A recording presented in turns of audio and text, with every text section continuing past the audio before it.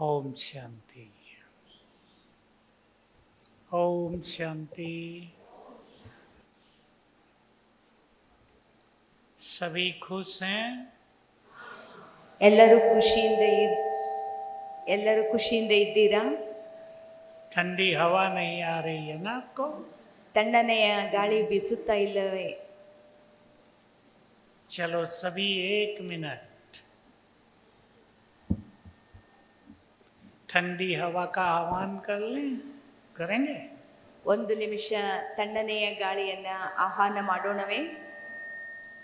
बैठे सभी। मैं आत्मा परम पवित्र, ನಾನು ಆತ್ಮ ಪರಮ ಪವಿತ್ರ, प्रकृति की मालिक हूँ, ಪ್ರಕೃತಿಯ ಮಾಲೀಕನಾಗಿದ್ದೇನೆ, मास्टर सर्वशक्तिवान हूँ, ಮಾಸ್ಟರ್ ಸರ್ವಶಕ್ತಿವಂತನಾಗಿದ್ದೇನೆ. प्रकृति से रिक्वेस्ट करें, मैं भूल गया चश्मा बदलना। प्रकृति से सभी रिक्वेस्ट करें, ಪ್ರಕೃತಿಯೊಂದಿಗೆ ನಾವೆಲ್ಲರೂ ರಿಕ್ವೆಸ್ಟ್ ಮಾಡೋಣ. आसन पर बैठकर मास्टर सर्वशक्तिवान, प्रकृति का मालिक, ಮಾಸ್ಟರ್ ಸರ್ವಶಕ್ತಿವಂತ, ಪ್ರಕೃತಿಯ ಮಾಲೀಕ, ಸ್ವರಾಜ್ಯ ಅಧಿಕಾರಿ.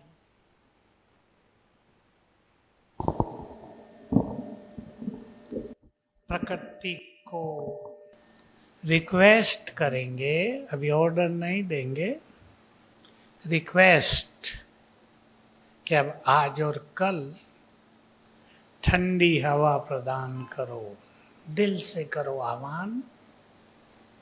ಪ್ರಕೃತಿಗೆ ನಾವು ರಿಕ್ವೆಸ್ಟ್ ಮಾಡ್ಕೊಳ್ಳೋಣ, ಇವತ್ತು ಮತ್ತು ನಾಳೆ ತಣ್ಣಗಿನ ಗಾಳಿಯನ್ನ ಕಳಿಸು. ಆಹ್ವಾನ ಮಾಡೋಣ ತಣ್ಣಗಿನ ಗಾಳಿಯನ್ನ.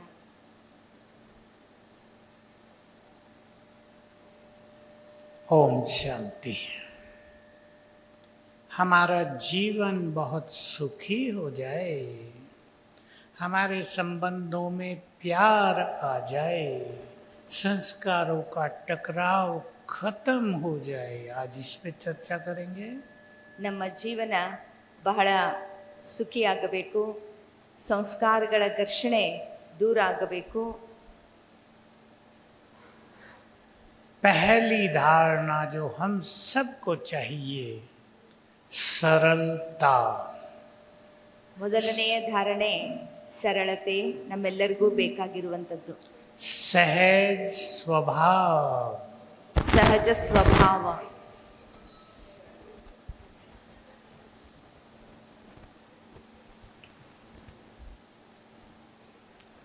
बाबा ने सरलता के लिए ಬಾಬರವರು ಸರಳತೆಗಾಗಿ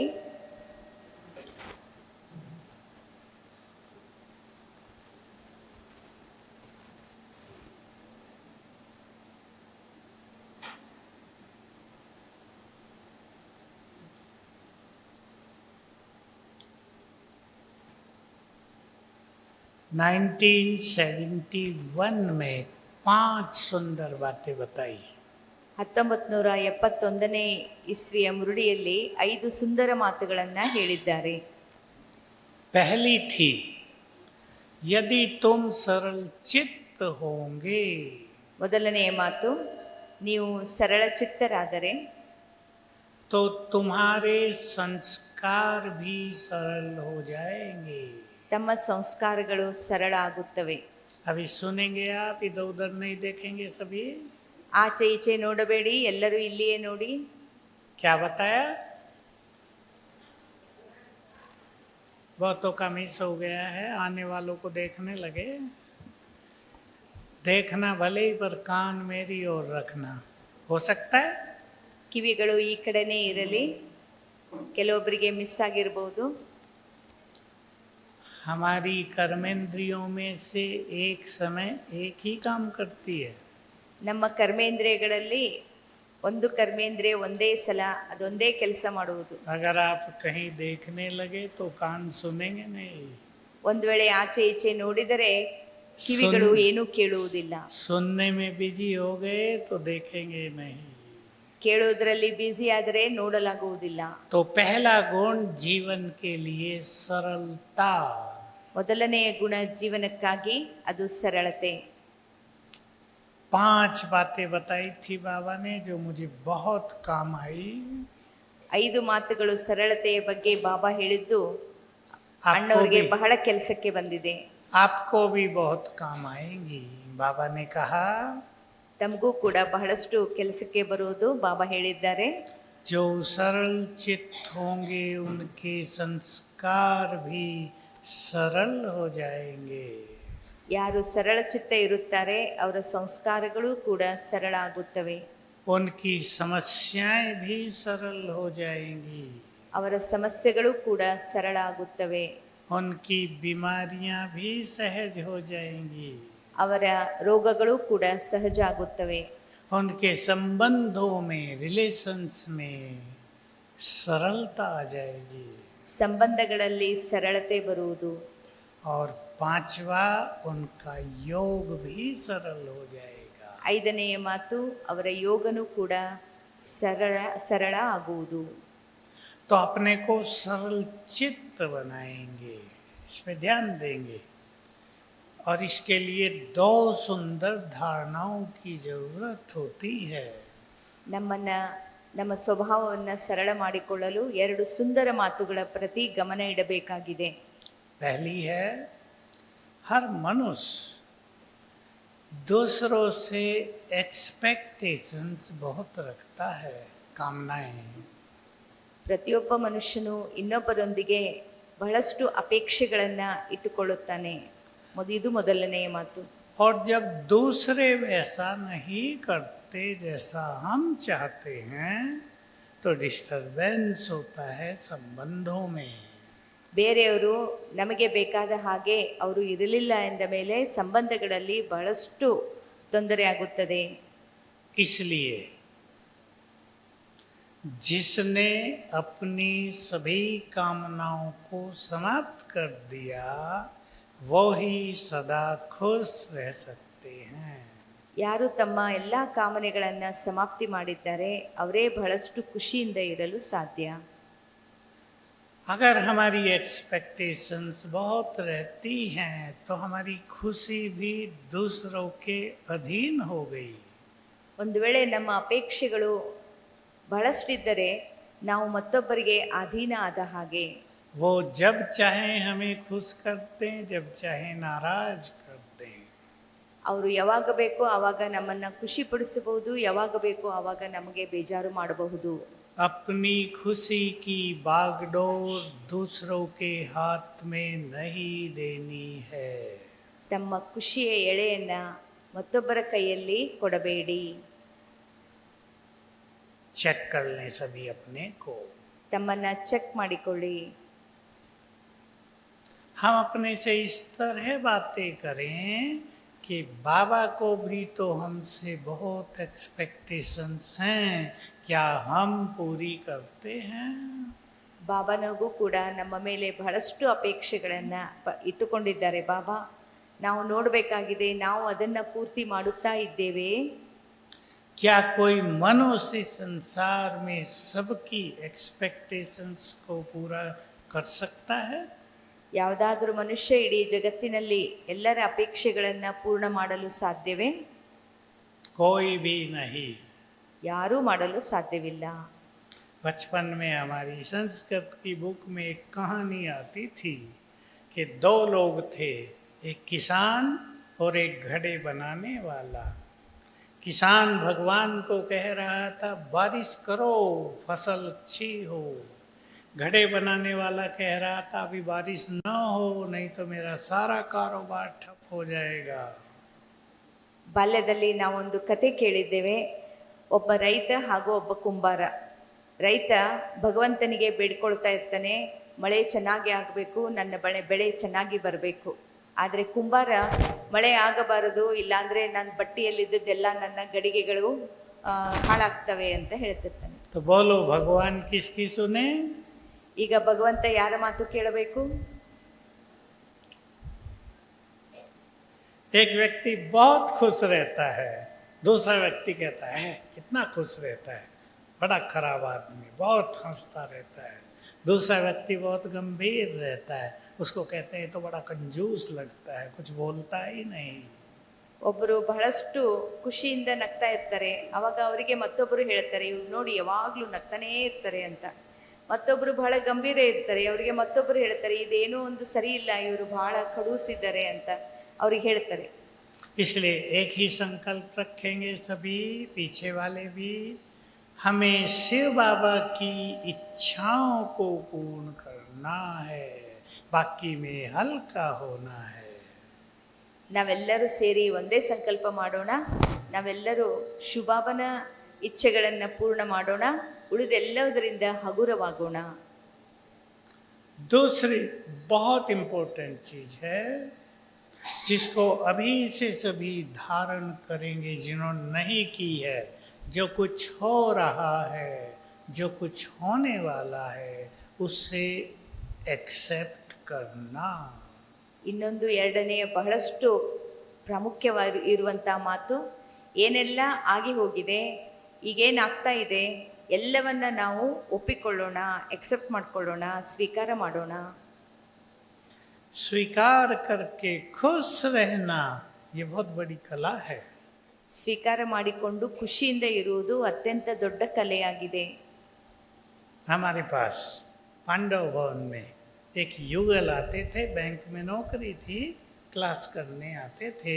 उनको एक ही लड़का था, वो विकलांग था, व्हील चेयर पे उसको रखते थे। वो ಪಾಂಡವ ಭವನದಲ್ಲಿ ಒಬ್ಬರು ಅಕ್ಕ ಬರ್ತಿದ್ರು, ಅವರು ಬ್ಯಾಂಕಲ್ಲಿ ಕೆಲಸ ಮಾಡ್ತಿದ್ರು, ಅವರಿಗೆ ಒಬ್ಬರೇ ಮಗ ಇದ್ರು, ಆ ಮಗನೂ ಕೂಡ ವಿಕಲಾಂಗ ಆಗಿದ್ರು, ವೀಲ್ ಚೇರಲ್ಲಿ ಇದ್ರು. माँ सदा ही उसकी सेवा में रहती थी, और जब वो लड़का मुझे देखता था ना कहीं भी, उछलने लगता था खुशी में। मैंने कहा पता नहीं इससे मेरा क्या नाता है। ಆ ಮಗು ಆ ಮಗನ ಸೇವೆಯಲ್ಲಿ ತಾಯಿ ಯಾವಾಗಲೂ ಇರ್ತಿದ್ರು, ಮತ್ತು ಅಣ್ಣವ್ರನ್ನ ನೋಡಿದಾಗ ಆ ಮಗನಿಗೆ ಬಹಳ ಖುಷಿಯಿಂದ ಅವರು ಡ್ಯಾನ್ಸ್ ಮಾಡಕ್ಕೆ ಸ್ಟಾರ್ಟ್ ಮಾಡಿಬಿಡ್ತಿದ್ರು. ಅವ್ರಿಗೆ ಗೊತ್ತಿಲ್ಲ ಇವರು ನೋಡಿದರೆ ಆ ಮಗನಿಗೆ ಏನಾಗ್ತಿತ್ತ ಏನೋ ಅಂತ. मैंने उसकी माँ से पूछा आपको जरूर कष्ट होता होगा, आप शिव बाबा को भी गाली देती होगी, एक ही तो लड़का दिया वो भी ऐसा, मेरा सारा पुरुषार्थ खत्म, इसकी एक सेवा में ही मुझे जीवन देना पड़ रहा है। ಅವರು ಅಮ್ಮನಿಗೆ ಕೇಳಿದರು, ನಿಮಗೆ ಎಷ್ಟು ಬೇಜಾರಾಗ್ತಿರ್ಬೋದಲ್ವಾ, ನಾನು ಎಷ್ಟು ಸೇವೆ ಮಾಡಬೇಕು ಅಂತ ಅನ್ಕೊತೇನೆ, ಆದರೆ ಈ ಮಗನ ಸೇವೆಯಲ್ಲೇ ನಂದೆಲ್ಲ ಟೈಮ್ ಹೋಗ್ತಾ ಇದೆ, ನೀವೆಷ್ಟು ಇದರಲ್ಲಿ ಬೇಜಾರು ಮಾಡ್ಕೊತಿರ್ಬೋದಲ್ಲ ಅಂತ ಅಣ್ಣವರು ಆ ಅಕ್ಕನಿಗೆ ಕೇಳಿದರು. ಆಗ್ತದಲ್ವಾ ಆ ರೀತಿ? उसने उत्तर दिया नहीं, मैं सोचती हूँ भगवान ने मुझे ये फूल दिया है सेवा करने के लिए, इसकी सेवा में ही मेरा पुण्य है, इसलिए मैं खुश रहती हूँ। ಆ ಅಕ್ಕ ಹೇಳಿದರು, ಈ ಮಗ ಅಂದರೆ ನನಗೊಂದು ಹೂವು ಭಗವಂತ ಕೊಟ್ಟದ್ದು, ಈ ಮಗನ ಸೇವೆಯಲ್ಲಿ, ಭಗವಂತ ಕೊಟ್ಟ ಹೂವಿನ ಸೇವೆಯಲ್ಲಿ ನಾನು ಬಹಳ ಖುಷಿಯಿಂದ ಮಾಡ್ತಾ ಇದ್ದೇನೆ, ನಾನು ಬಹಳ ಖುಷಿಯಲ್ಲಿದ್ದೇನೆ ಅಂತ ಅಕ್ಕ ಹೇಳಿದರು. इसलिए अब सभी अपने चारों ओर देखेंगे, जो कुछ हो रहा है ನಾವು उसे एक्सेप्ट कर लें। ನಮ್ಮ ಸುತ್ತಲೂ ನಾವು ನೋಡೋಣ, ಏನೆಲ್ಲ ಆಗುತ್ತಾ ಇದೆ ಅದನ್ನು ಸ್ವೀಕಾರ ಮಾಡೋಣ. कर सकते हैं? ಮಾಡಬಹುದೇ? थोड़ा कठिन काम है पर करना है। ಮಾಡಲೇಬೇಕಾಗಿದೆ. चलते चलते एक व्यक्ति को चोट लग जाती है, एक्सीडेंट हो जाता है, प्लास्टर चढ़ जाता है, 3 मास बेड पे रहना पड़ता है। अब उसकी मेंटलिटी को आप देखें, वो खुश भी रह सकता है और वो परेशान भी हो सकता है। एक्सेप्ट करेगा, खुश रहेगा, नहीं एक्सेप्ट करेगा, दुखों में 3 मास बिताएगा। ವ್ಯಕ್ತಿಗೆ ಒಂದು ವೇಳೆ ಆಕ್ಸಿಡೆಂಟ್ ಆಯಿತು, ಏನೋ ಒಂದು ಬಿದ್ದು ಪೆಟ್ಟಾಯಿತು, ಪ್ಲಾಸ್ಟರ್ ಆಯಿತು, ಫ್ರ್ಯಾಕ್ಚರ್ ಆಯಿತು, 3 ತಿಂಗಳು ಬೆಡ್ ಮೇಲೆ ಇರಬೇಕಾಯ್ತು. ಆ ಮನುಷ್ಯನ ಒಂದು ಮೆಂಟ್ಯಾಲಿಟಿ ತಾವು ನೋಡಿಕೊಳ್ಳಿ, 3 ತಿಂಗಳು ನಾನು ಬೆಡ್ ಮೇಲೆ ಇದ್ದೇನೆ ಅಂತ ದುಃಖನೂ ಪಡ್ಬೋದು, ಅಥವಾ ಪರಿಸ್ಥಿತಿಯನ್ನು ಸ್ವೀಕಾರ ಮಾಡಿ ಖುಷಿಯಲ್ಲೂ ಇರಬಹುದು. कभी नहीं भूलना, समय पर मनुष्य के पुण्य कर्म, उसको मिली हुई दुआएं उसके सबसे गुड फ्रेंड हैं. ತಾವು ಸದಾ ಗಮನದಲ್ಲಿ ಇಟ್ಟುಕೊಳ್ಳಿ, ನಾವು ಮಾಡಿದಂತಹ ಪುಣ್ಯಕರ್ಮಗಳು ಸಮಯದನುಸಾರವಾಗಿ ಅವು ನಮಗೆ ಒಳ್ಳೆಯ ಸ್ನೇಹಿತ. 6 मास पहले की एक घटना है. एक टीचर बहन अपनी एक्टिवा से कहीं क्लास करा के वापिस आ रही थी. रास्ते में एक टर्न से उसको टर्न लेना था. पीछे से, अभी स्पीड थोड़ी अच्छी थी, पीछे से एक ट्रक ने उसको टक्कर मारी. ಒಬ್ಬ ಟೀಚರ್ ಅಕ್ಕನವರು ಎಲ್ಲಿಯೋ ಆಕ್ಟಿವಾ 2 ವೀಲರ್ ತೊಗೊಂಡು ಹೋಗ್ತಾ ಇದ್ರು. ಅಲ್ಲೊಂದು ತಿರುವು ಬಂತು. ಆ ತಿರುವಿನಲ್ಲಿ ಅವರು ಟರ್ನ್ ಆಗುವಾಗ ಹಿಂದಿಂದ ಒಂದು ಟ್ರಕ್ ಬಂತು, ಅವರಿಗೆ ಜೋರಾಗಿ ಬಡಿಯಿತು. क्या हुआ होगा? ಏನಾಗಿರ್ಬೋದು? वो गिरी, उसने एक पलटा खाया, ट्रक वाले ने रोक लिया और खड़ी हो गई, अपने एक्टिवा को उठा के चल दी. ಅವರು ಬಿದ್ದರು, ಆದರೆ ಉರುಳಿ ಆ ಕಡೆ ಬಿದ್ದರು. ಅದೇ ಟೈಮಿಗೆ ಟ್ರಕ್ನವರು ನಿಲ್ಲಿಸ್ಬಿಟ್ರು. ಮತ್ತೆ ಅವರು ಎದ್ದು ನಿಂತು ಎಲ್ಲ ಕೊಡಿಕೊಂಡು ಆಕ್ಟಿವಾ ಸರಿ ಮಾಡಿಕೊಂಡು ಮತ್ತೆ ಹೋಗಿಬಿಟ್ರು ಅಕ್ಕ. ट्रक वाला भी देखता ही रह गया. ಟ್ರಕ್ನವ್ರು ನೋಡ್ತಾ ನಿಂತ್ಬಿಟ್ರು. क्या है ये? पुण्यों का इफेक्ट. ಇದು ಪುಣ್ಯಕರ್ಮದ ಪರಿಣಾಮ. ऐसी बहुत सारी घटनाएं हम देखते हैं. हमारी एक बहन बहुत अच्छी पढ़ी लिखी इंजीनियर, सेंटर में भी रहती थी. अभी की घटना है, 3 मास पहले की. शाम को सोचा सब्जी ले आती हूँ, अपनी एक्टिवा से गई. थोड़ा सा अंधेरा था. आजकल स्पीड ब्रेकर बना देते हैं ना, छोटे छोटे खड़े, उस पर वाइट भी नहीं लगाते रोड वाले. एक्टिवा टकराया, गिरी और सिर लगा. खंबा था एक पिलर, इमीडिएट डेथ. ಇನ್ನೊಂದು ಘಟನೆ ಮೂರು ತಿಂಗಳ ಹಿಂದಿನದು. ಮತ್ತೊಬ್ಬರು ಟೀಚರ್ ಅಕ್ಕೋರು ಆಕ್ಟಿವಾ ತಗೊಂಡು ಸ್ವಲ್ಪ ಇಲ್ಲೇ ದೂರ ಹೋಗಿ ಬರ್ತೇನೆ ಅಂತ ಹೋಗ್ತಾ ಇದ್ರು. ರೋಡ್ನಲ್ಲಿ ಸ್ಪೀಡ್ ಬ್ರೇಕರ್ ಇರ್ತದಲ್ವ, ಅದಕ್ಕೆ ವೈಟ್ ಪೇಂಟನ್ನು ಹಾಕಿರಲಿಲ್ಲ. ಅದಕ್ಕೆ ಸ್ವಲ್ಪ ಅಲ್ಲಿ ತಾಗಿ ಅವರು ಬಿದ್ದುಬಿಟ್ರು. ಪಕ್ಕದಲ್ಲಿ ಒಂದು ಕಂಬ ಇತ್ತು, ತಲೆಗೆ ಜೋರಾಗಿ ಪೆಟ್ಟು ಬಿತ್ತು. ಮತ್ತು ಅಲ್ಲೇ ಅವರು ಸ್ಪಾಟ್ ಡೆತ್ ಆದರು, ಅಲ್ಲೇ ಶರೀರ ಬಿಟ್ಬಿಟ್ರು. तो हमारे पुण्य, हमारी दुआएं हमारे लिए बहुत बड़ा बल है. याद रखेंगे, कभी भूलेंगे नहीं. इसलिए सबको सुख देकर दुआएं प्राप्त करनी है. ನಮ್ಮ ಪುಣ್ಯದ ಕಾರ್ಯ, ನಾವು ಮಾಡಿದಂತಹ ಒಳ್ಳೆಯ ಕಾರ್ಯಗಳು ನಮಗೆ ಆಶೀರ್ವಾದಗಳಾಗ್ತವೆ. ಆದ್ದರಿಂದ ಸದಾ ನೆನ್ಪಿಟ್ಕೊಳ್ಳಿ, ಎಲ್ಲರಿಗೂ ಸುಖವನ್ನೇ ಕೊಡಿ. मैं आपका ध्यान एक बात पे दिलाता हूँ, सब जगह दिलाता हूँ. आजकल इस समय संसार में बैड एनर्जी का इफेक्ट बहुत है. ನಾನು ತಮ್ಮ ಗಮನವನ್ನು ಒಂದು ಕಡೆ ಸೆಳೆಯಲು ಬಯಸುತ್ತೇನೆ. ಇವತ್ತು ಪ್ರಸ್ತುತ ಜಗತ್ತಿನಲ್ಲಿ ಕೆಟ್ಟ ಪ್ರಕಂಪನಗಳು, ಬ್ಯಾಡ್ ಎನರ್ಜಿ, ಅದರದ್ದು ಪರಿಣಾಮ ಬಹಳಷ್ಟು ಇದೆ. जब से कोरोना हुआ, करोड़ों आत्माएं भटक गई हैं. उनका बैड इफेक्ट संसार पे बहुत पड़ रहा है. ಕೊರೋನಾ ಕಾಲದ ನಂತರ, ಆ ಕೊರೋನಾ ಸಮಯದಲ್ಲಿ ಕೋಟಿಗಟ್ಟಲೆ ಜನ ಶರೀರ ಬಿಟ್ಟಿದ್ದಾರೆ. ಅವರ ಕೆಟ್ಟ ಎನರ್ಜಿ ಅಥವಾ ವೈಬ್ರೇಷನ್, ಪ್ರಕಂಪನಗಳು ಈಗ ಬಹಳಷ್ಟು ಪರಿಣಾಮ ಬೀರುತ್ತಾ ಇವೆ. उनसे बचने के लिए मैं आपको 2 बातें कह रहा हूँ. एक, अंदर में जरा भी डर न हो. ಇಂತಹ ಕೆಟ್ಟ ಎನರ್ಜಿಯಿಂದ ಬಚಾವಾಗಲು ಒಂದನೆಯದ್ದು, ಎಂದಿಗೂ ಅಂತರಂಗದಲ್ಲಿ ಭಯ ಇರಬಾರದು. डर क्या करता है? भय. बैड एनर्जी को अट्रैक्ट करता है। ಭಯ ಈ ಕೆಟ್ಟ ಎನರ್ಜಿಯನ್ನ ಅಟ್ರಾಕ್ಟ್ ಮಾಡುತ್ತದೆ, ಆಕರ್ಷಣೆ ಮಾಡುತ್ತದೆ.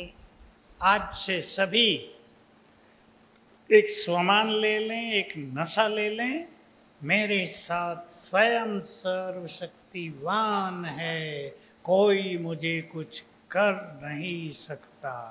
कितना बड़ा भूत हो, ಇವತ್ತು देखते ही डर के भाग जाएगा। ನಾವು ಎಲ್ಲರೂ ಒಂದು ಸ್ವಮಾನ ತೆಗೆದುಕೊಳ್ಳೋಣ. ನನ್ನ ಜೊತೆಗೆ ಸರ್ವಶಕ್ತಿವಂತ ಇದ್ದಾರೆ, ಆಗ ಎಂಥ ದೊಡ್ಡ ಭೂತ ಇದ್ದರೂ ಓಡಿ ಹೋಗುತ್ತದೆ.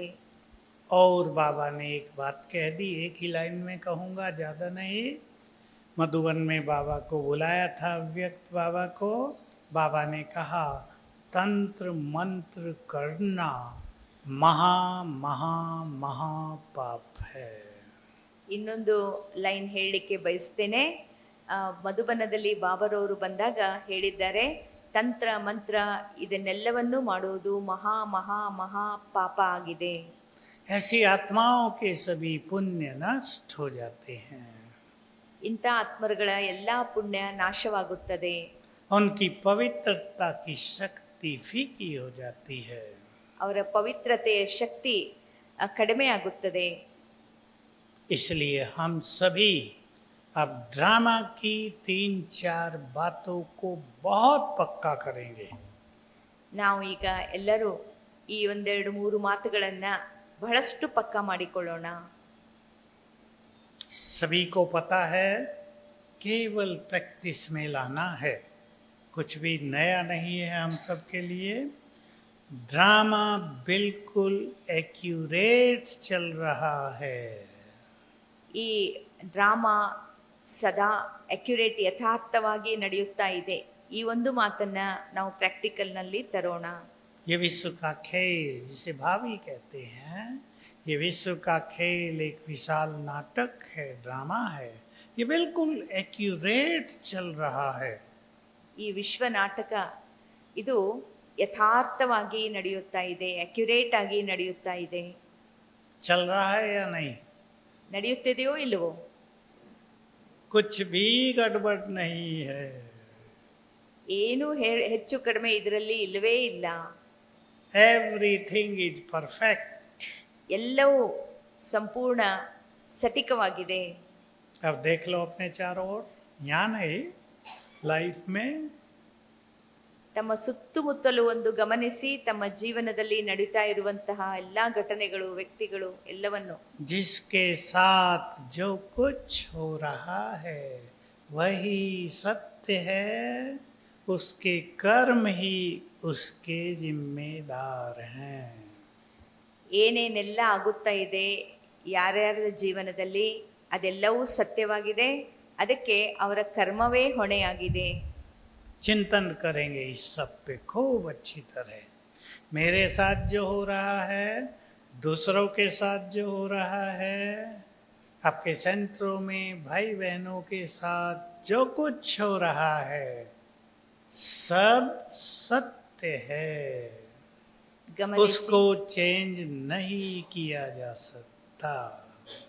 ಗಮನಿಸಿ, ಇವತ್ತು ನಮ್ಮ ಜೀವನದಲ್ಲಿ ಏನೆಲ್ಲ ಆಗುತ್ತಾ ಇದೆ, ಮತ್ತೊಬ್ಬರ ಜೀವನದಲ್ಲಿ ಏನೆಲ್ಲ ಆಗುತ್ತಾ ಇದೆ, ಎಲ್ಲವೂ ಸತ್ಯವಿದೆ, ಅದನ್ನ ಯಾರೂ ಬದಲಾಯಿಸಲು ಸಾಧ್ಯವಿಲ್ಲ. मैं एक सत्य घटना आपको सुनाता हूँ, और अव्यक्त बाबा के 2 महावाक्य। 1974 में दीदी मनमोहिनी को कुछ पेट की तकलीफ हुई और खून की उल्टी हो गई। ಒಂದು ಸತ್ಯ ಘಟನೆಯನ್ನ ತಮ್ಮ ಮುಂದೆ ಹೇಳಲಿಕ್ಕೆ ಬಯಸ್ತೇನೆ. 1974ನೇ ಇಸ್ವಿಯಲ್ಲಿ ಮನ್ಮೋಹಿನಿ ದೀದಿಯವರಿಗೆ ಹೊಟ್ಟೆಯಲ್ಲಿ ಏನೋ ಸ್ವಲ್ಪ ತೊಂದರೆ ಆಯಿತು ಮತ್ತು ಅವರಿಗೆ ರಕ್ತದ ವಾಂತಿ ಆಯಿತು. 4 दिन के बाद अव्यक्त बाबा आए। 4 ದಿನದ ನಂತರ ಅವ್ಯಕ್ತ ಬಾಪ್ದಾದರವರ पदार्मणी आಯಿತು. छोटा ही हमारा परिवार था, खूब पास बैठ के मिलते, जैसे आगे बैठी है ना ये बहनें, मैं भी दूर हूँ, बहुत नज़दीक से मिलते थे। बाबा ने पूछा, मधुबन वाले थे केवल, कि जो सीन दीदी का देखा उससे किन किन को हलचल हुई। ಇಲ್ಲಿ ಇಲ್ಲಿ ಹೇಗೆ ಮುಂದೆ ಅಕ್ಕಂದಿರು ಕುತ್ಕೊಂಡಿದ್ದಾರೆ ಅಷ್ಟೇ ಸಮೀಪದಲ್ಲಿ ಇನ್ನೂ ಸ್ವಲ್ಪ ದೂರನೇ ಕುತ್ಕೊಂಡಿದ್ದೇನೆ, ಆದರೆ ಇನ್ನೂ ಹತ್ತಿರದಲ್ಲಿ ಬಾಪ್ದಾದರವರು ಮಿಲನ ಮಾಡ್ತಾ ಇದ್ದೆವು. ಎದುರುಗಡೆ ಈ ಎಲ್ಲ ಮಧುಬನ ನಿವಾಸಿಗಳು ಮಾತ್ರ ಇದ್ದರು.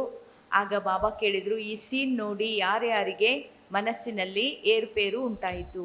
तो कईयों ने उत्तर दिया, बहुत खराब था बाबा, आपने मदद नहीं की. ಕೆಲವೊಬ್ಬರು ಉತ್ತರ ಕೊಟ್ಟರು, ಬಾಬಾ ಎಷ್ಟು ಈ ಸೀನ್ ಸರಿ ಇರಲಿಲ್ಲ, ನೀವು ಸಹಾಯನೇ ಮಾಡಲಿಲ್ಲ ಇಂಥ ದೊಡ್ಡವ್ರಿಗೆ. तो भगवान का उत्तर सुनो, जो भगवान के अलावा कोई नहीं दे सकता. ಭಗವಂತನ ಉತ್ತರ ಕೇಳಿ, ಇದನ್ನ ಭಗವಂತ ಹೊರತು ಬೇರೆ ಯಾರು ಹೇಳಲಿಕ್ಕೆ ಸಾಧ್ಯವಿಲ್ಲ. जो कुछ हो रहा है वही सत्य है, वही होना चाहिए. कितने कठोर शब्द हैं, वही होना चाहिए. ಏನೆಲ್ಲ ಆಗಿದೆ ಅದೇ ಸತ್ಯ, ಅದೇ ಆಗಬೇಕಾಗಿತ್ತು. ಇದು ಕಠೋರ ಎನಿಸ್ಬೋದು, ಆದರೆ ಇದೇ ಸತ್ಯ. कई लोग कहने लगे भगवान कितना निर्दयी है. ಅನೇಕರು ಹೇಳಲು ಆರಂಭಿಸಿದರು, ಭಗವಂತ ಎಷ್ಟು ನಿರ್ದಯಿಯಾಗಿದ್ದಾರೆ. ये भी तो कह सकता था भाई बहुत खराब हुआ, बाबा ने मदद की है, कोई बात नहीं.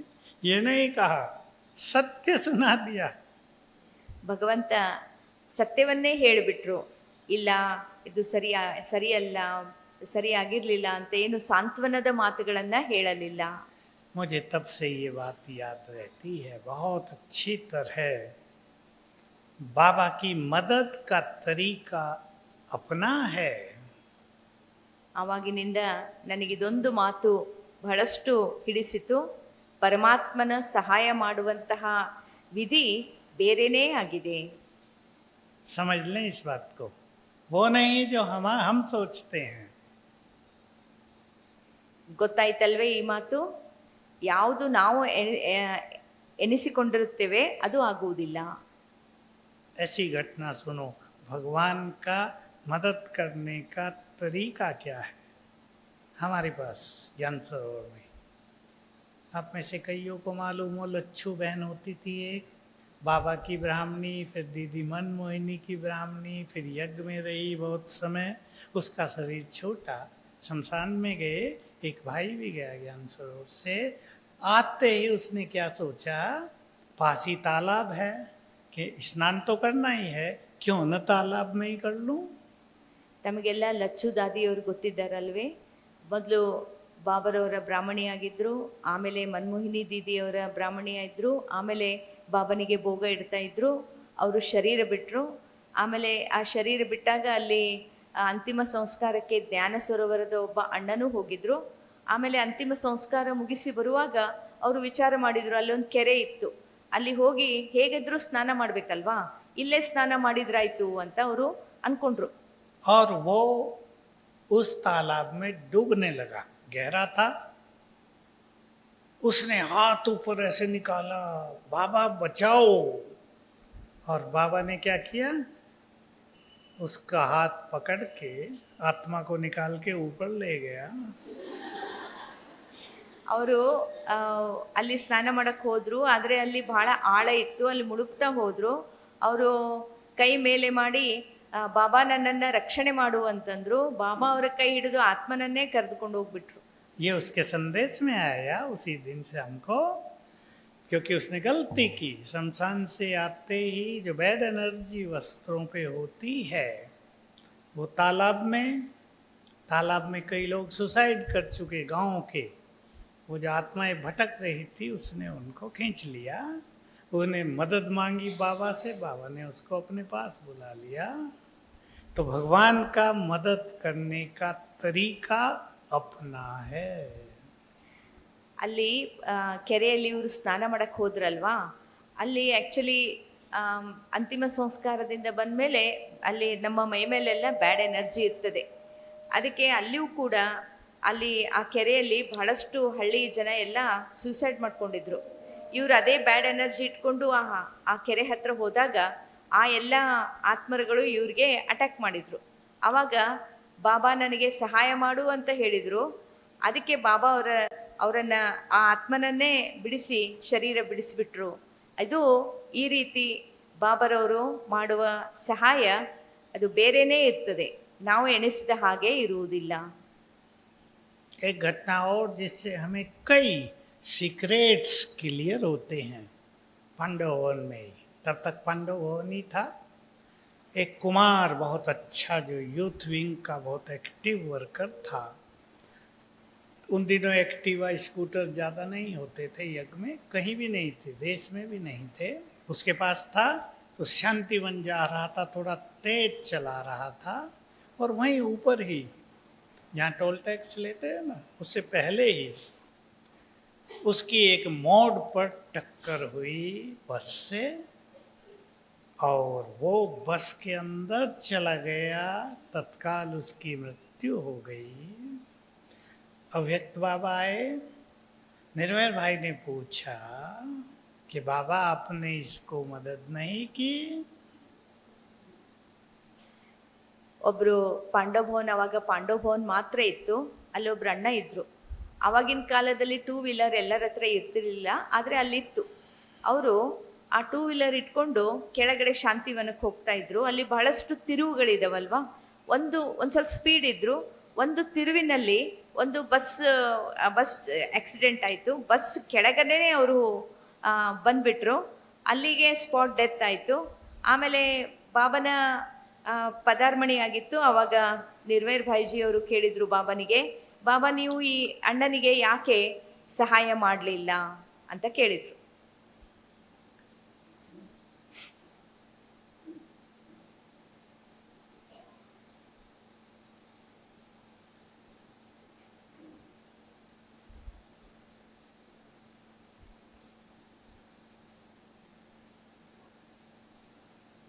अब भगवान का उत्तर सुनो। हम शांति भवन में बाबा आए हुए थे, जब लास्ट में सब मिलते थे ना, तो निर्भय भाई ने डायरेक्ट ये क्वेश्चन किया कि आपने उस इतने अच्छे कुमार को मदद नहीं की? बाबा का डायरेक्ट उत्तर नोट कर लेंगे, सभी ध्यान से सुन लेंगे। मृत्यु जिस व्यक्ति की जिस समय जिस स्थान पर जिस कारण से होनी है वो अटल सत्य है, उसको भगवान भी रोक नहीं सकता। ಯಾವಾಗ ಬಾಬನ ಮಿಲನದ ದಿನ ಪಾರ್ಟಿಯೊಂದಿಗೆ ಮಿಲನ ಮಾಡ್ತಾ ಇರುವಾಗ ನಿರ್ವೈರ್ ಭಾಯ್ಜಿಯವರು ಬಾಬನಿಗೆ ಕೇಳಿದರು, ನೀವ್ಯಾಕೆ ಅದನ್ನು ತಪ್ಪಿಸ್ಲಿಲ್ಲ, ಆ ಸಾವನ್ನು ತಪ್ಪಿಸ್ಲಿಲ್ಲ? ಆವಾಗ ಈ ಒಂದು ಅತ್ಯಂತ ಇಂಪಾರ್ಟೆಂಟ್ ಮಾತು ಬಾಬಾ ಹೇಳಿದರು, ಯಾರ್ದು ಯಾವಾಗ ಎಲ್ಲಿ ಯಾವ ಕಾರಣದಿಂದ ಸಾವು ಬರಬೇಕೋ ಅದು ಬಂದೇ ಬರ್ತದೆ, ಅದನ್ನು ತಪ್ಪಿಸ್ಲಿಕ್ಕೆ ಭಗವಂತನಿಗೂ ಕೂಡ ಸಾಧ್ಯವಿಲ್ಲ. क्लियर है? बहुत लोगों को प्रश्न उठता है।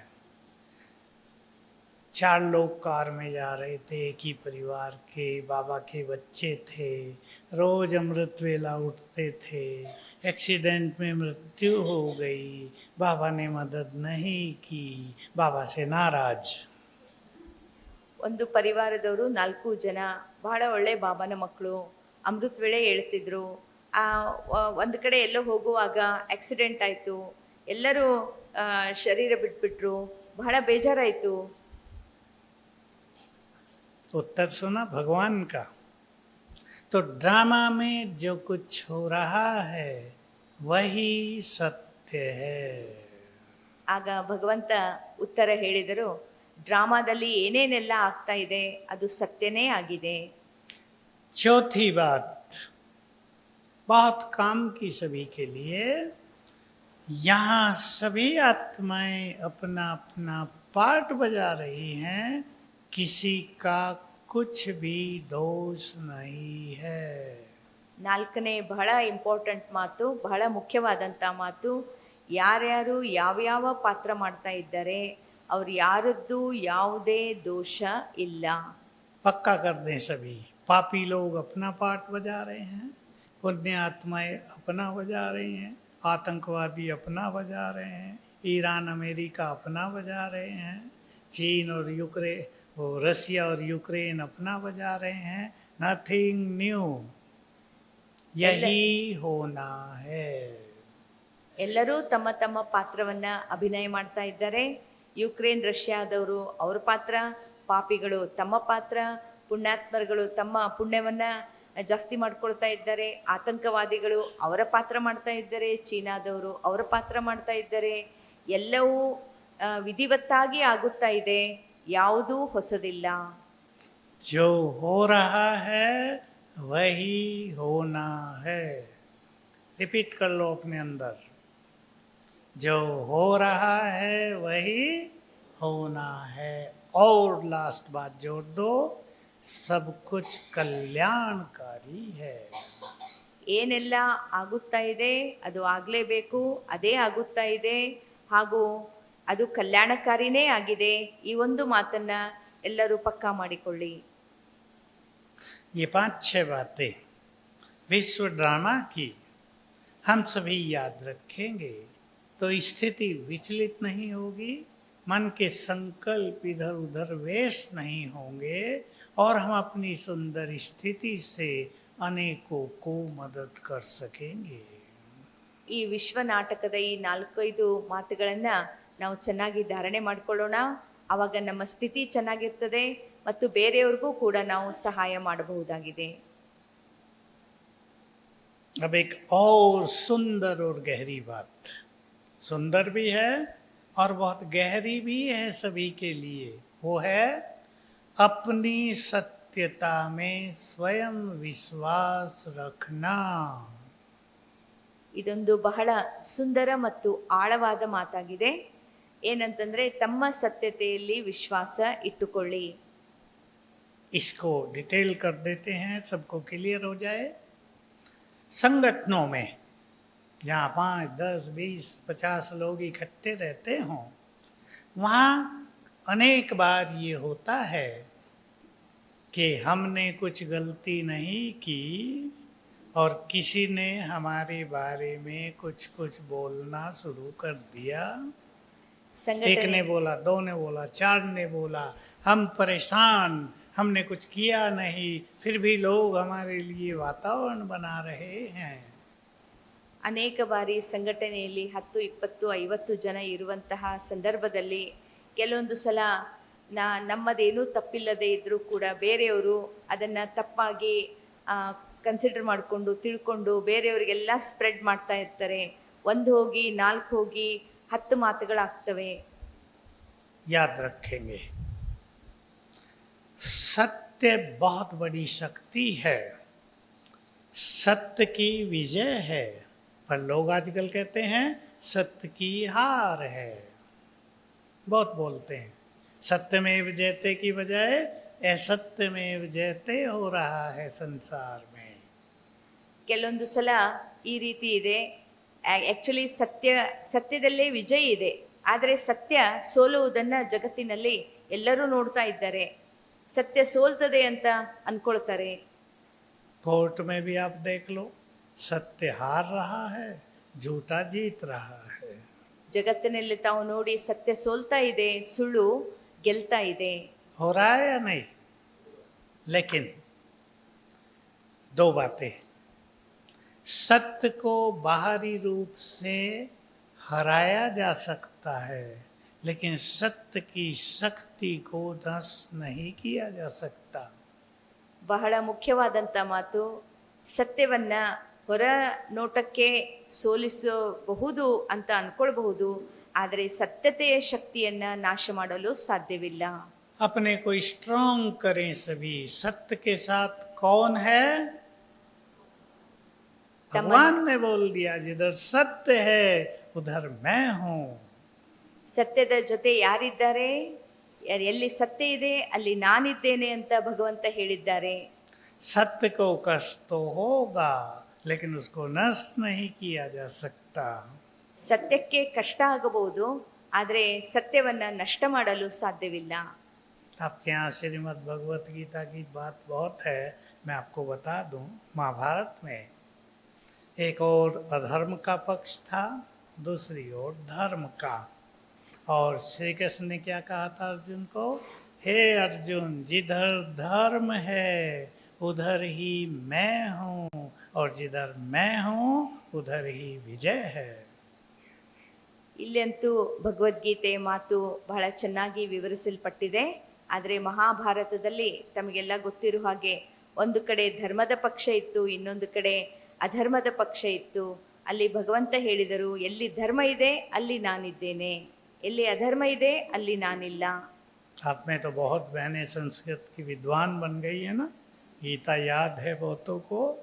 लेकिन मैं आपको ये कहना चाहता हूँ, सत्य की जीत तो हुई पांडवों की, पर कितनी महंगी पड़ी। ತಾವೆಲ್ಲ ಸಂಸ್ಕೃತ ಶ್ಲೋಕವನ್ನೆಲ್ಲ ಕಲ್ತಿದ್ದೀರಾ. ಆದರೆ ಒಂದು ಮಾತು ನಾನು ಹೇಳಲಿಕ್ಕೆ ಬಯಸ್ತೇನೆ, ಏನಂತಂದರೆ ಸತ್ಯದ ವಿಜಯ ಆಯಿತು ಪಾಂಡವರಿಗೆ, ಆದರೆ ಎಷ್ಟು ಅದಕ್ಕೆ ಎಷ್ಟು ಪರಿಶ್ರಮ ಆಯಿತು. समझ गए ना अपनी लैंग्वेज में? उधर भी सब नष्ट हो गए कौरवों के, और पांडवों के उधर भी बहुत नष्ट हो गए।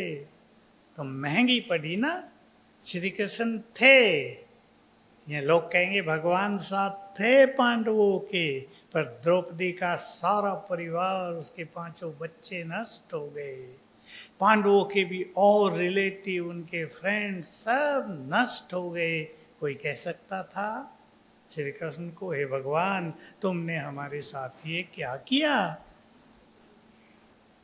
ಮಹಾಭಾರತದಲ್ಲಿ ತಾವೆಲ್ಲ ನೋಡ್ಬೋದು, ಯುದ್ಧದ ನಂತರ ಕೌರವರಂತೂ ಎಲ್ಲರೂ ಶರೀರ ಬಿಟ್ಟರು.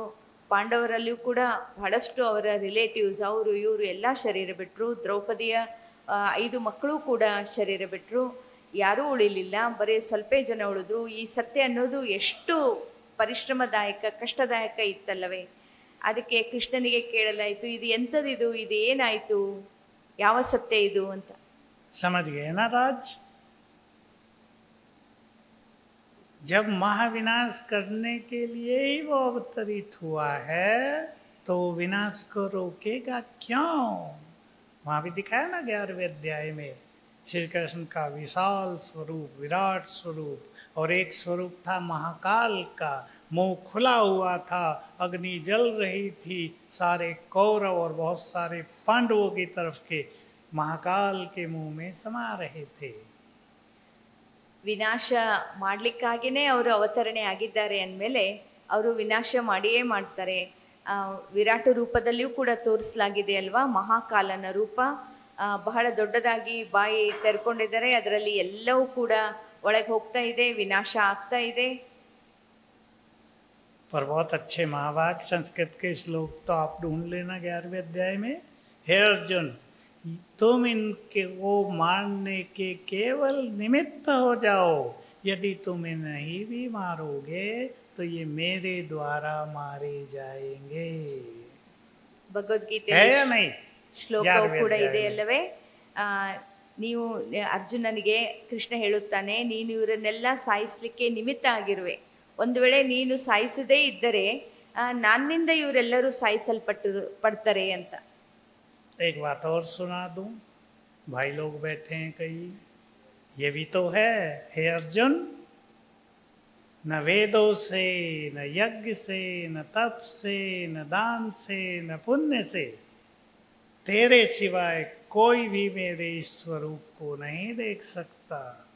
ಇನ್ನೊಂದು ಮಾತಿದೆ ಭಗವದ್ಗೀತೆಯಲ್ಲಿ, ಅರ್ಜುನನಿಗೆ ಶ್ರೀಕೃಷ್ಣನು ಹೇಳುತ್ತಾನೆ, ವೇದ, ಜಪ, ತಪ, ದಾನ, ಪುಣ್ಯ, ಯಜ್ಞದಿಂದ ನನ್ನನ್ನು ಗುರುತಿಸ್ಲಿಕ್ಕೆ ಆಗೋದಿಲ್ಲ, ನನ್ನಿಂದಲೇ ಮಾತ್ರ ಪರಿಚಯ ಸಿಗಲಿಕ್ಕೆ ಸಾಧ್ಯ.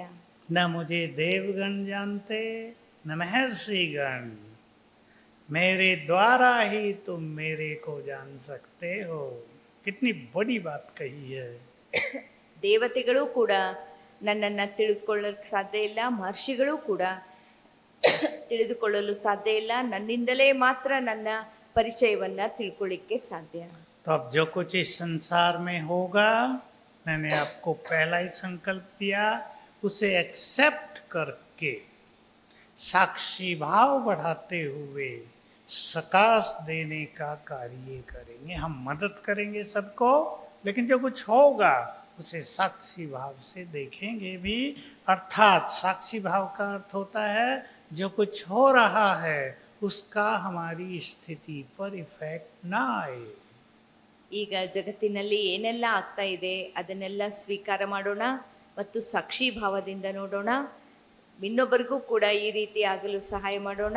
ಸಾಕ್ಷಿ ಭಾವ ಅಂತಂದರೆ ಏನೆಲ್ಲ ಆಗ್ತಾ ಇದೆ ಅದರ ಪರಿಣಾಮ, ಅದರ ಪ್ರಭಾವ ನಮ್ಮ ಮೇಲೆ ಆಗದೇ ಇರುವುದು. अब पहले प्रश्न के दो उत्तर सुन लें और अपनी सत्यता में विश्वास कर लें. हलचल में ना आए. मैं सत्य हूँ, 10 लोग मुझे असत्य ठहरा रहे हैं, लेकिन भगवान के महावाक्य सत्य के सूर्य को असत्य के काले बादल ढक नहीं सकते. बादल बिखरेंगे, सत्य का सूर्य उदय हो जाएगा. ಈಗ ನಮ್ಮ ಸತ್ಯತೆಯ ಬಗ್ಗೆ ನಾವೊಂದು ತಿಳ್ಕೊಳ್ಳೋಣ, ಅರ್ಥ ಮಾಡ್ಕೊಳ್ಳೋಣ. ನಮ್ಮ ಸತ್ಯತೆ ಅದು ಸದಾ ಸತ್ಯನೇ ಆಗಿರ್ತದೆ. ಅದನ್ನು ಈ ಸುಳ್ಳಿನ ಕಪ್ಪು ಮೋಡಗಳು ಮುಚ್ಚಲಿಕ್ಕೆ ಸಾಧ್ಯವಿಲ್ಲ. ಸತ್ಯತೆಯ ಸೂರ್ಯನನ್ನು ಮತ್ತು ಏನು ಬೇಕಾದಾಗಲಿ ನಮ್ಮ ಸತ್ಯ ಅಂತೂ ಸಿದ್ಧ ಆಗೇ ಆಗ್ತದೆ, ಹೊರಗೆ ಬಂದೇ ಬರ್ತದೆ.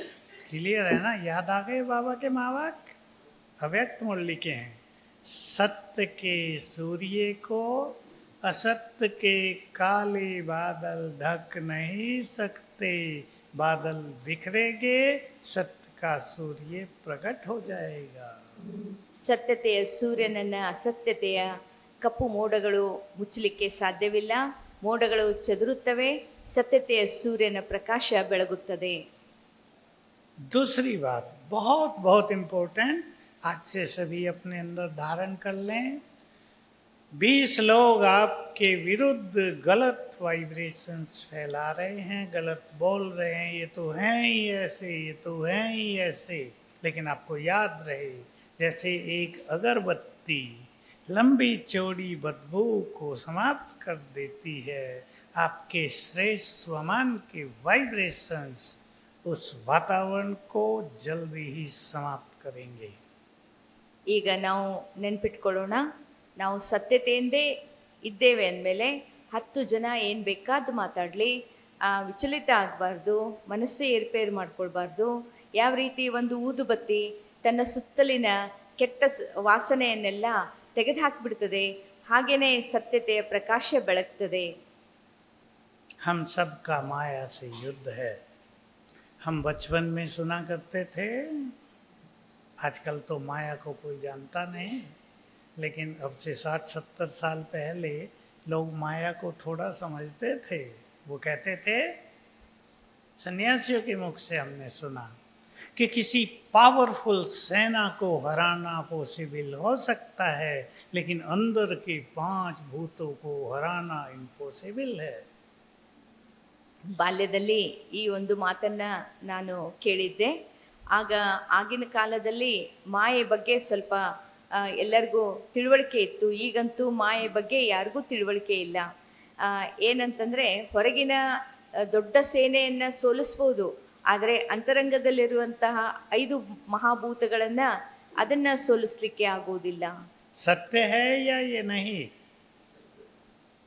लेकिन हराना तब तक कठिन है जब तक उनको हराने की विधि न आती हो. ಸೋಲಿಸುವುದಕ್ಕೆ ಕಷ್ಟ ಯಾಕೆ ಅಂತಂದರೆ ಆ ಸೋಲಿಸುವ ವಿಧಿ ಗೊತ್ತಿಲ್ಲದೆ ಇರುವ ಕಾರಣ. हराने की विधि है योग बल.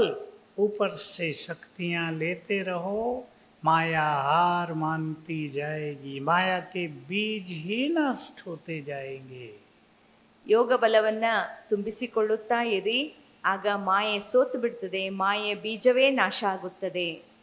परंतु एक बात याद रखेंगे, इस जीवन में जो मनुष्य बार बार हार कर भी हार नहीं मानता, अटेंशन, जो मनुष्य कई बार हार कर भी हार नहीं मानता, विजय की विजय माला एक दिन उसके गले में अवश्य पड़ती है. ಗಮನದಲ್ಲಿ ಇಟ್ಕೊಳ್ಳಿ, ಯಾವ ಮನುಷ್ಯ ಸೋತರೂ ಸೋಲನ್ನು ಒಪ್ಪಿಕೊಳ್ಳುವುದಿಲ್ಲ, ವಿಜಯ ಅವರ ಕೊರಳಿನ ಮಾಲೆಯಾಗುತ್ತದೆ. हार जीत, सुख दुख, मान अपमान, निंदा स्तुति, लाभ हानि इस जीवन में होंगे ही. ನಿಂದ ಸ್ತುತಿ, ಲಾಭ ಹಾನಿ, ಸೋಲು ಗೆಲುವು ಇದೆಲ್ಲವೂ ಈ ಜೀವನದಲ್ಲಿ ಇದ್ದೇ ಇರುತ್ತದೆ. बाबा के बहुत अच्छे महावाक्य हैं. सच्चा ज्ञानी वो है जो इन दोनों चीजों में समान रहे. ಸತ್ಯ ಜ್ಞಾನಿ ಅಂತಂದರೆ ಈ ಎರಡೂ ವಿಷಯದಲ್ಲಿ ಸೋಲು ಗೆಲುವು ನಿಂದ ಸ್ತುತಿ ಇವೆಲ್ಲದರಲ್ಲಿ ಸಮಾನ ಸ್ಥಿತಿಯಲ್ಲಿ ಇರುವಂಥವರು. इसलिए जो देखो मैंने अपनाया इस जीवन में, मैंने ये बात 72 में बाबा की मुरली में सुनी थी. 72 में बहुत प्रिय लगी. महिमा सुनकर यदि हम खुश होते हैं तो ग्लानि सुनकर कष्ट होगा, हमारी खुशी चली जाएगी. लेकिन हमें याद रखना है इस संसार में कोई ऐसा मनुष्य नहीं होता जिसकी केवल महिमा ही होती हो, ग्लानि भी होती है. ನಾನು 1972ನೇ ಇಸ್ವಿಯಲ್ಲಿ ಬಾಬರವರಿಂದ ಈ ಮಾತನ್ನು ಕೇಳಿದ್ದೆ. ಯಾವ ಮನುಷ್ಯ ಪ್ರಶಂಸೆಯಿಂದ ಬಹಳಷ್ಟು ಖುಷಿ ಪಡುತ್ತಾನೆ, ಅವನಿಗೆ ನಿಂದನೆಯನ್ನು ಕೇಳಿದಾಗ ಅಷ್ಟೇ ಕಷ್ಟವಾಗುತ್ತದೆ. ಆದ್ದರಿಂದ ನಿಂದನೆ ಮತ್ತು ಪ್ರಶಂಸೆಯಲ್ಲಿ ಸಮಾನ ಸ್ಥಿತಿಯಲ್ಲಿ ಇರಬೇಕು. दोनों को सहज भाव से स्वीकार करें. लेकिन अगर कोई मनुष्य अपनी महिमा सुनकर बहुत फूल जाए तो उसको ग्लानि सुनने की शक्ति नहीं रहती. ಇವೆರಡನ್ನ ಸಮಾನ ಸ್ಥಿತಿಯಲ್ಲಿ ಸ್ವೀಕಾರ ಮಾಡಬೇಕು. ಯಾವ ಮನುಷ್ಯನಿಗೆ ಪ್ರಶಂಸೆ ಕೇಳಿ ಹಿಗ್ಗುತ್ತಾರೆ ಅವರಿಗೆ ನಿಂದನೆಯನ್ನು ಕೇಳುವಂತಹ ಶಕ್ತಿ ಇರುವುದೇ ಇಲ್ಲ. इसलिए जब हमारी महिमा हो, अब बहुत होने वाली है, अब भगवान के बच्चों का गुणगान होगा संसार में, उस महिमा को प्रभु अर्पण करते चलना. ಮುಂದೆ ಭವಿಷ್ಯದಲ್ಲಿ ಮಕ್ಕಳ ಪ್ರಶಂಸೆ ಆಗಲಿದೆ, ಗುಣಗಾನ ಆಗಲಿದೆ. ಯಾವಾಗ ಇದೆಲ್ಲ ನಮ್ಮ ಎದುರುಗಡೆ ಬರ್ತದೆ ಅದೆಲ್ಲವನ್ನ ಪ್ರಭುವಿಗೆ ಸಮರ್ಪಣೆ ಮಾಡಬೇಕು. किसी भी मनुष्य के लिए जीवन में बहुत कष्टदायक होता है अपमान को सहना. ಮನುಷ್ಯನಿಗೆ ಜೀವನದಲ್ಲಿ ಅಪಮಾನವನ್ನು ಸಹನೆ ಮಾಡಿಕೊಳ್ಳುವುದು ಬಹಳ ಕಷ್ಟಕರ. होता है या नहीं? और जब अपने करने लगे दूसरों का अपमान तो हम हंस के छोड़ देंगे, कोई बात नहीं. लेकिन अपने अपमान करने लगे तो मनुष्य को कष्ट होता है. ಮತ್ತೊಬ್ಬರ ಅಪಮಾನವನ್ನು ನಾವು ಹಗುರವಾಗಿ ಕಾಣುತ್ತೇವೆ, ಆದರೆ ನಮಗೆ ಯಾರಾದರೂ ಅಪಮಾನ ಮಾಡಿದರೆ ನಮಗೆಷ್ಟು ಕಷ್ಟ ಆಗುತ್ತದೆ. 2 महावाक्यों पे काम करेंगे बाबा के. जो जिनमें दे अभिमान बहुत है उन्हें अपमान की फीलिंग ज़्यादा होती है. ಇಲ್ಲಿ ಬಾಬನ 2 ಮಹಾವಾಕ್ಯಗಳನ್ನು ನಾವು ತಿಳ್ಕೊಳ್ಳೋಣ. ಯಾರಲ್ಲಿ ದೇಹಾಭಿಮಾನ ಜಾಸ್ತಿ ಇರ್ತದೆ ಅವರಿಗೆ ಅಪಮಾನದ ಫೀಲಿಂಗ್ ಬಹಳ ಆಗುತ್ತದೆ. और जो स्वमान में स्थित हैं उन्हें अपमान अपमान लगता ही नहीं. ಯಾರು ಸ್ವಮಾನದಲ್ಲಿ ಸ್ಥಿತರಾಗಿರ್ತಾರೆ ಅವರಿಗೆ ಅಪಮಾನ ಅಪಮಾನ ಎಂದು ಎನಿಸುವುದೇ ಇಲ್ಲ. आपको गर्मी अवश्य लग रही होगी, लेकिन बाबा ने ये भी कह दिया सर्दी गर्मी को भी सहन करना है. आप सहन करके बैठे हो, मेरे पास तो चल रहे हैं पंखे भी, लेकिन मैं आपकी गर्मी को समझ सकता हूँ. इसलिए प्रकृति ने आपकी सुनी नहीं है, अभी ठंडी हवा बही नहीं है, इसलिए थोड़ी आने लगी, अब आने लगेगी और अच्छी आएगी. हमने प्रकृति से रिक्वेस्ट की है कि थोड़ी ठंडी हवा चलवा दो. आपकी महान आत्माएं पुण्य आत्माएं बैठी हैं. ತಮಗೆಲ್ಲರಿಗೂ ಬಹಳಷ್ಟು ಸೆಕೆ ಆಗುತ್ತಾ ಇರ್ಬೋದಲ್ಲವೇ? ಪ್ರಕೃತಿಗೆ ನಾವೆಲ್ಲ ರಿಕ್ವೆಸ್ಟ್ ಮಾಡಿಕೊಂಡಿದ್ದೇವೆ. ಅದಕ್ಕಾಗಿ ಪ್ರಕೃತಿ ಸ್ವಲ್ಪ ಸಹಯೋಗ ಕೊಡುತ್ತಾ ಇದೆ, ನಡುವೆ ಒಂದು ಸ್ವಲ್ಪ ಸೆಕೆನೂ ಕೂಡ ಆಗುತ್ತಾ ಇದೆ.